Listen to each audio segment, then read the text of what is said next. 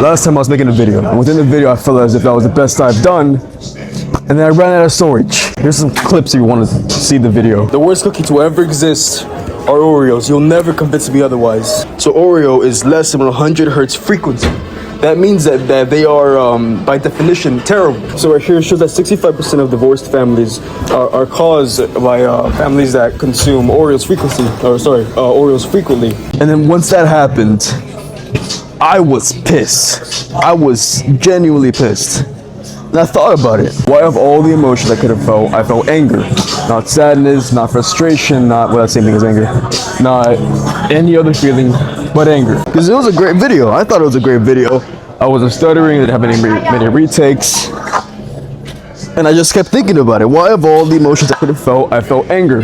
And I came up with different conclusions. It could have been because I just wasted time. Could have been because I felt my performance was pretty good and it was all for nothing. But the more I thought about it, and I thought about it some more and some more and some more, and it's possible that I was probably feeling the wrong emotion. But let me talk about that. Why of all emotions I felt anger? These could be the reasons.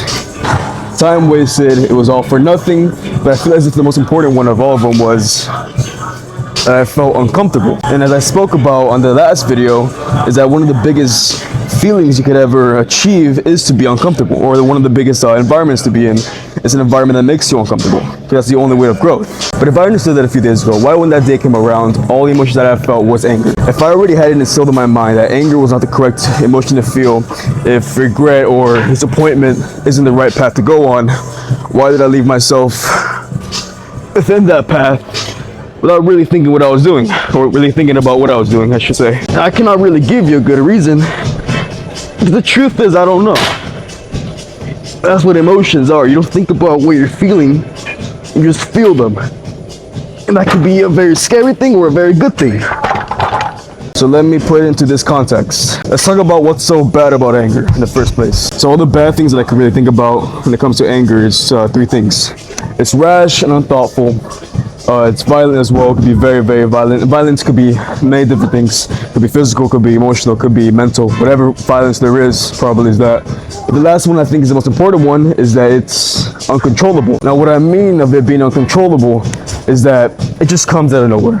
You could do your best to stop the anger and stop yourself from being angry, doing bad stuff.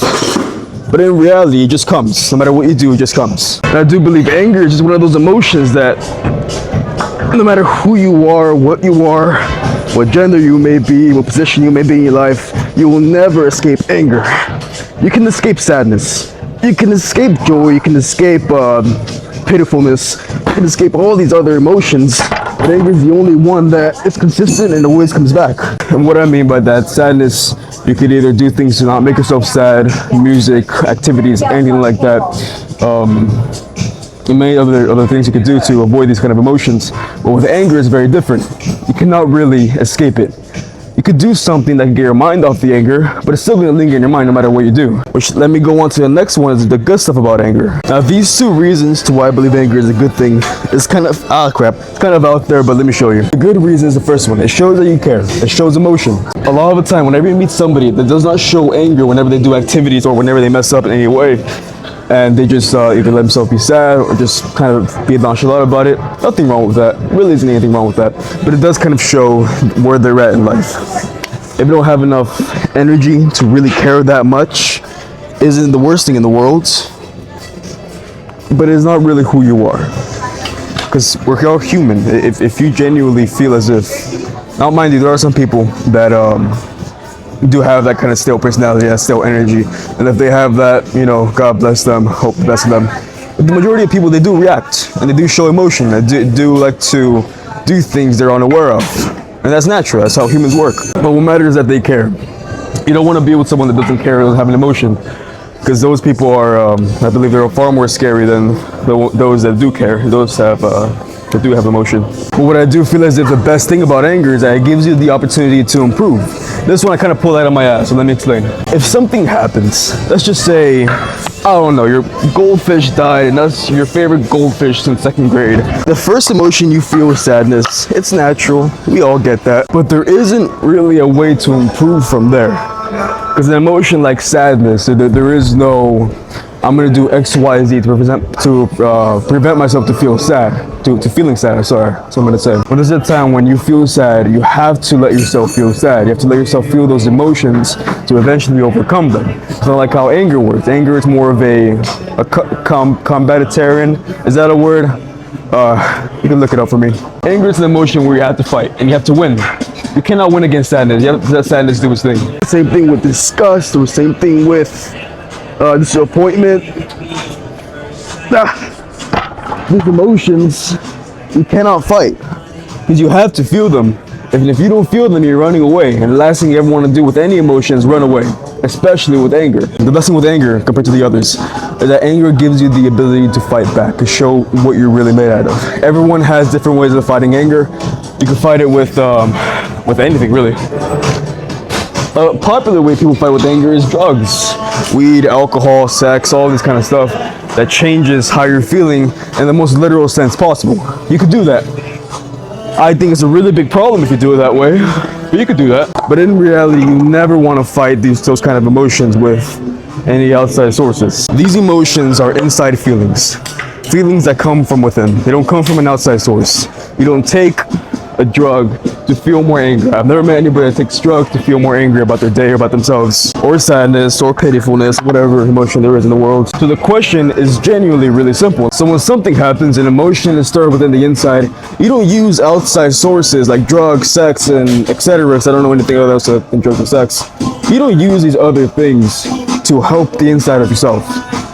If something happens, if something gets stirred up within yourself, you fix it from the inside, not the outside. Now, am I saying that I use drugs, sex, and etc. to help for the fact that my phone ran out of fucking storage? In fact, I would say anger looks more like this. So this right here is what anger looks like. This big old giant ugly thing, and that's you right there being a pussy. So as you keep running, the more powerful anger gets. Because the truth is that anger, that monster, it's built within yourself. And if that means if it's something within yourself, it's something that you made yourself, and you made it, let's just be real with that. If you made it, if something happens to you, that thing that happens is no more powerful than how you react to that situation. So whatever monster there is in the world, whatever entity there is that's bothering you, it's mostly within yourself.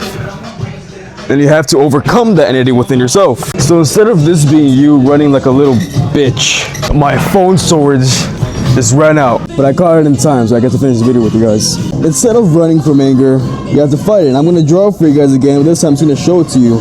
This is you right over here. This is, fuck. That's the privilege about anger, is that it's the only emotion of all emotions that you could genuinely combat. You could genuinely fight. You can't fight sadness. You can't fight pitifulness. You could fight lust, but lust is kind of a different topic as well. But the reason people never fight anger is because anger is one of the scariest emotions to fight. Anger is not like how lust works or how sadness works. Sadness, you let it come, you let it go away. As simple as that part. Lust is a little more difficult because it's lust is very different from anger, because when it comes to lust, it dresses itself like a nice, beautiful thing where everyone gets to enjoy themselves. It's not. You have to fight lust as well. We're gonna talk about that later because I want to make sure I don't run out of storage again. But as I was saying, the reason why people don't want to fight lust is because lust is scary. Oh, sorry, anger is scary. Oh my goodness, I'm getting lost. This is you. You look weak, you're holding a terrible weapon, and you're trying to fight this big old monster you've been running away from for years now. How do you do that? Have you guys ever watched Ninjago? Later on the seasons, the first 7 seasons, freaking great, freaking awesome. This is a little section. It's called Lords of Garmadon. There's season 8 to season 10. And within season 9, and within the finale of season 9, the way Lloyd beats Garmadon, Lord Garmadon, is that he doesn't fight him at all. It's a little corny how he wins, but just stick with me with this one. You don't affect me, so I'm not gonna fight you. And Lord Garmadon gets weaker and weaker and weaker over time. The same thing how anger works, because anger only thrives off more anger. It only becomes worse when you feed it worse things. That's how it works when it comes to feeling mad. If you start off by having a bad day, you realize that the little small things within that day, it piles up. So you can wake up, let's say you wake up with a headache. That sucks. You go brush your teeth, you drop your toothbrush. That sucks even more. And then small things like that pile up over time, and then more and more and more. So something as simple as stubbing your toe will get you super pissed off. Everyone has their own way of fighting anger, but But generally, this is how you want to do it. The first step into beating anger is awareness. You need to be aware of your emotions. But the best way to figure that out, at least from what I believe, is you know how when you go to court, if you if you come to court, there's someone that does a transcript and they just read out exactly what you said, no emotion, no kind of style of the way you said it. It's exactly how the words are.